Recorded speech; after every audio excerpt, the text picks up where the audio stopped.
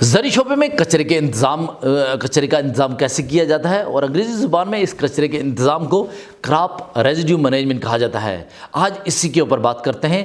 زراعت میں فصلوں کی پیداوار کے بعد زمین میں باقی رہنے والا نباتاتی مادہ یا کچرا ایک اہم مسئلہ بھی بن سکتا ہے اور ایک موقع بھی۔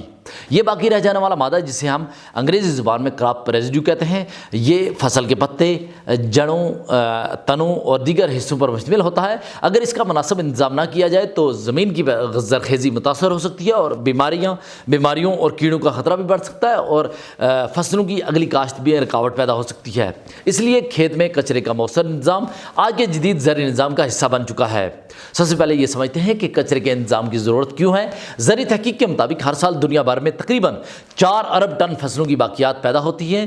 پاکستان جیسے زرعی ملک میں بھی ہر سال لاکھوں ٹن چاول، گندم، مکئی اور دیگر فصلوں کے تنے اور پتے کھیت میں رہ جاتے ہیں۔ اگر یہ باقیات کھیت میں جلائی جائیں تو نہ صرف فضائی آلودگی بڑھتی ہے بلکہ زمین کی نامیاتی ساخت متاثر ہوتی ہے۔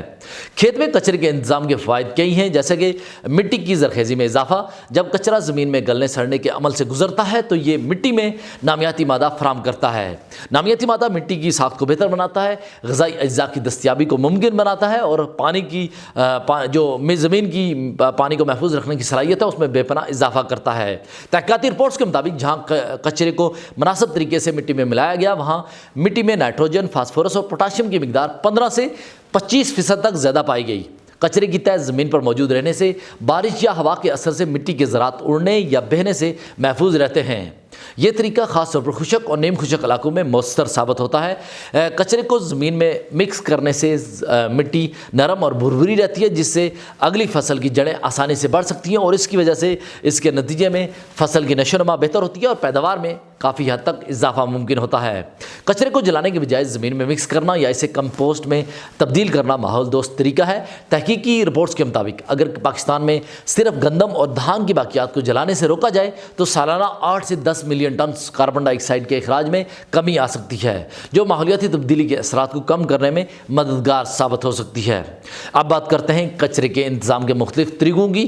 تو کچھ جدید زرعی طریقوں میں فصل کے تنوں کو زمین میں موجود رہنے دیا جاتا ہے اور اگلی فصل اسی زمین میں بوائی جاتی ہے۔ یہ طریقہ مٹی کی ساخت کو بہتر رکھتا ہے اور مشینی کام کو کم کرتا ہے۔ ایک اور طریقہ میکینیکل چاپنگ اور مکسنگ ہے۔ کھیت میں باقیات کو مخصوص مشینوں سے کچل کر زمین میں ملا دیا جاتا ہے، اس سے نامیاتی مواد جلدی گل کر مٹی میں غذائیت فراہم کرتا ہے۔ ایک اور اہم طریقہ کمپوسٹنگ ہے۔ کمپوسٹنگ جس میں باقیات کو الگ جگہ پر جمع کر کے اس سے کمپوسٹ بنایا جاتا ہے۔ کمپوسٹ مٹی میں ڈالنے سے مٹی کی زرخیزی میں اضافہ ہوتا ہے اور فصلوں کی پیداوار میں کافی حد تک اضافہ ہوتا ہے۔ کچرے کی بجلی یا حرارت پیدا کرنے کے لیے استعمال کیا جا سکتا ہے۔ یہ طریقہ کسانوں کے لیے اضافی آمدنی بھی پیدا کر سکتا ہے اور ماحول دوست بھی یہ طریقہ ہے۔ اس کے علاوہ بات کرتے چلیں آپ کو مزید بتا چلیں کہ کچرے کے انتظام میں کچھ احتیاطی تدابیر بھی بہت ضروری ہوتی ہیں، جیسا کہ اگر کچرا زیادہ ہے تو اسے جلدی مکس کرنا چاہیے تاکہ بیماریوں کے جراثیم پھیلنے سے بچیں۔ دوسرا، زمین میں ملا رہے کچرے کو پانی کے ساتھ مناسب مقدار میں رکھنا ضروری ہے تاکہ گلنے سڑنے کا عمل بہتر ہو۔ کچرے کو جلانے سے مکمل پرہیز کریں کیونکہ یہ نہ صرف مٹی کی زرخیزی ختم کرتا ہے بلکہ فضائی آلودگی بھی پیدا کرتا ہے۔ تحقیقاتی مطالعات کے مطابق مؤثر کچرے کے انتظام سے فصلوں کی پیداوار میں 10 سے 20% تک اضافہ ممکن ہے۔